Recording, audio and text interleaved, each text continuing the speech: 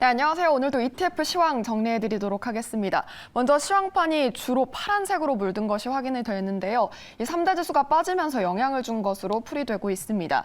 SPDR S&P 500 ETF 1%대 낙폭 키웠고 인베스코 QQQ ETF도 0.47%, DIA ETF도 1.21% 빠지면서 3대 지수의 낙폭을 따라가는 움직임이 나타났습니다. 또 아이쉐어즈 반도체 ETF도 0.62% 밀리면서 425달러 선으로 거래 마쳤는데요. 필라델피아 반도체 지수가 빠졌기 때문으로 풀이되고 있습니다. 또 XLK ETF 기술도 0.14% 소폭 밀렸고요. 금융주가 계속해서 좀 불안정한 모습이 나타나고 있죠. 이 크레디트 스위스 사태가 해결 기미가 나타나는 만큼 좀 지켜보셔야 할 것 같고요. 3%대 일단은 낙폭을 키웠습니다. 다음으로 프로쉐어즈 울트라 VX 단기 선물은 이렇게 시장이 불안하다 보니까 변동성 따라서 움직이는 모습이 나타나면서 14%대 급등했고요. 바네크 골드 마이너스 ETF의 경우에도 4.87% 급등세를 나타냈는데 금값이 계속해서 상승 압력을 받는 것이 그대로 반영됐습니다. 이 안전자산 선호 심리가 최근 계속해서 높아졌기 때문이고요. 다음으로 유나이티드 스테이츠 오일 펀드 2.31% 급락하는 모습이었는데 유가 하락 영향으로 추정되고 있습니다. 다음으로는 상승 하락 종목 5가지 체크해 보도록 할 텐데요. 먼저 상승 ETF는 처음으로 빅스 선물 지수가 눈에 띕니다. 앞서 제가 짚어드렸듯이 14%나 급등을 하면서 시장을 이끄는 모습이었는데 최근 계속해서 변동성에 따라서 영향을 받고 있는 것으로 풀이되고 있습니다. 다음으로는 금채굴 가격이 계속해서 금값 영향을 받고 있는 움직임이 포착되고 있죠. 최근에 계속해서 안전자산을 선호하는 심리가 불거지고 있습니다. 다음으로는 나스닥 하락은 나스닥이 하락하면서 역시나 영향을 받는 모습이 나타났고요. 이어서 하락 ETF도 살펴보도록 하겠습니다. 먼저 금채굴 가격이 올랐기 때문에 반대로 하락에 베팅하는 쪽은 하락을 했고요. 지역은행과 금융 함께 좀 묶어서 보시면 좋을 것 같은데 최근 계속해서 SBB 사태가 일파만파 커지면서 영향을 주고 있습니다. 반대로 원유도 가격이 밀리면서 역시나 영향을 받고 있고요. 중소형주도 최근에 계속해서 좀 안 좋은 모습이 관측이 되면서 따라가는 움직임이 포착됐습니다. 네, 이렇게 ETF 시황 간단하게 좀 짚어봤는데요. 강재웅 한국투자신탁운용 부장 모시고 화상 연결 나눠보도록 하겠습니다. 부장님, 안녕하세요. 네, 안녕하세요. 네, 오늘도 ETF 시황 좀 들어보도록 할 텐데 ETF 이번 시장의 리뷰 포인트가 어떤 게 있을까요? 네, 먼저 지난주 미국 증시부터 말씀드리면 미국 실리콘밸리 은행 폐쇄 소식에도 이제 미국 정부의 신속한 지원 정책이 발표가 되면서 주 초반 상승 출발을 했습니다. 그 이후에 주 중반 발표된 미국 2월 소비자 물가지수도 전월 대비 둔화되면서 시장에 안도감을 주었고요. 다만 주 후반 들어 확산된 유럽 크레딧 스위스 은행 관련 악재와 더불어서 미국의 퍼스트 리퍼블릭 은행의 법정 관리 가능성이 대두되면서 지난 금요일 미국 증시 내 금융주가 일제히 하락세를 보였습니다. 그래서 주간 단위로 보면 미국 다우 지수는 마이너스 0.15% 소폭 내렸고요. S&P 500은 플러스 1.43%, 또 나스닥은 4.41% 상승하면서 지수별로 혼조된 모습을 나타냈습니다.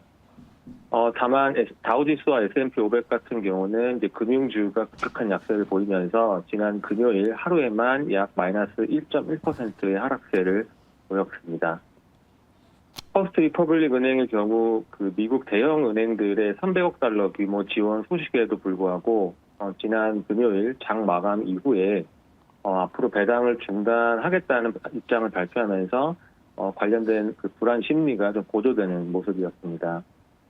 전반적으로 미국과 유럽의 은행 파산 가능성 관련 뉴스 플로우가 투자 심리를 좌우했던 모습으로 그 미국 물가지표 둔화가 시장의 호재로서의 역할을 다 하지는 못했던 모습이었습니다.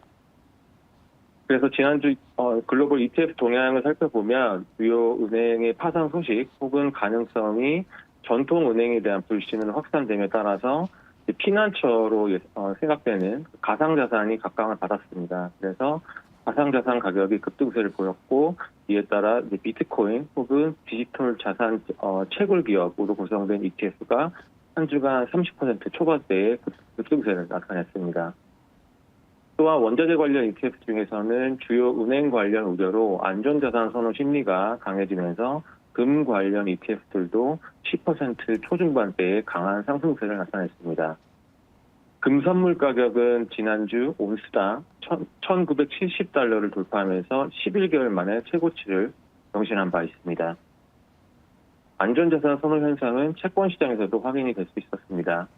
지난주 미국 2년물과 10년물 국채금리는 미국 연준의 베이비 스텝 혹은 동결 가능성까지 거론이 되면서 추가 하락세를 보였고요. 이에 따라서 미국 채권 가격의 정방향에 투자하는 채권 관련 ETF들도 4에서 5%대의 상승세를 나타냈습니다.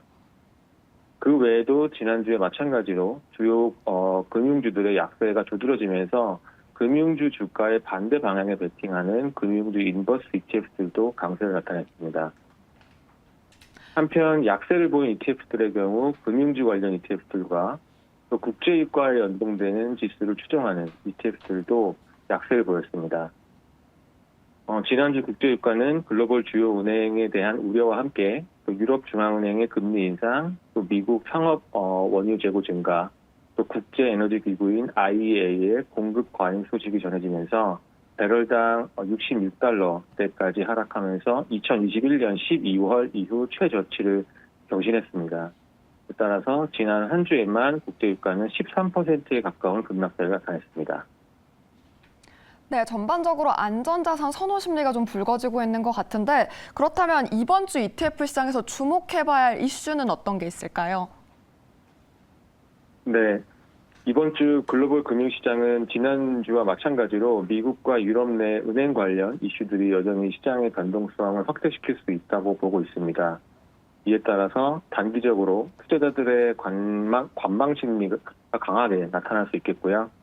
또 은행 관련 뉴스플로우에 따라서 증시나 금리가 다소 큰 폭으로 출렁이는 변동성 장세가 나타날 가능성도 무게를 두고 있습니다. 또한 금주에 예정된 빅 이벤트인 미국의 3월 FOMC도 반드시 점검해야 할 이슈로 보고 있습니다. 다행스러운 점은 지난주 물가지표 둔화와 또 은행 관련 우려로 시장에서는 이번 주 FOMC에서 연준이 빅 스텝에 나서기보다는 베이비 스텝인 25bp를 인상하거나 아니면 금리를 동결할 수도 있다는 전망이 조심스럽게 제기가 되고 있어서 이번 금리 결정이 시장에 부담으로 작용하지는 않겠으나 여전히 점검할 필요가 있습니다. 관련하여 이번 주도 변동성 확대에 베팅하는 VIX 관련 ETF들과 함께 안전자산 선호 현상 흐름의 연장이 기대되어 채권 강세 연장 흐름도 가늠해 볼 수 있어서 채권 ETF에도 지속적인 관심을 둘 필요가 있겠습니다. 네, VIX와 채권 ETF에 좀 관심을 갖자라는 의견 주셨는데요. 그렇다면 특히 주목해야 할 ETF 테마는 어떤 게 있을까요? 네, 주식 관련 ETF들 중에서는 미국의 대형 IT 기업들로 구성된 빅테크 관련 ETF들을 좀 눈여겨볼 필요가 있습니다. 최근 은행 관련 우려로 대형 IT 기업들의 재무적 안정성이 더욱 부각되었고요. 지난주 기술주 강세 흐름도 이와 관련되어 같이 관찰이 되었습니다. 특히 마이크로소프트가 챗 GPT를 자사의 오피스 프로그램에 연동한다는 발표를 하면서 지난주 한 주간 12% 이상의 강세를 보인 만큼 당분간 시장에서는 AI 테마로 인해서 다시금 빅테크에 대한 기대감도 커질 수 있겠습니다. 또한 대형 IT 기업들은 중소 IT 기업들 대비 견고한 이익성과 또 시장 지배력을 바탕으로 한 안정성이 돋보이고 있고요. 작년 한 해 어느 정도 조정을 거치면서 가격 측면에서도 밸류에이션이 좀 매력적인 상황이라고 말씀드릴 수 있습니다. 국내 증시에 상장된 ETF들 중에서는 반도체 관련 ETF를 주목할 필요가 있겠습니다.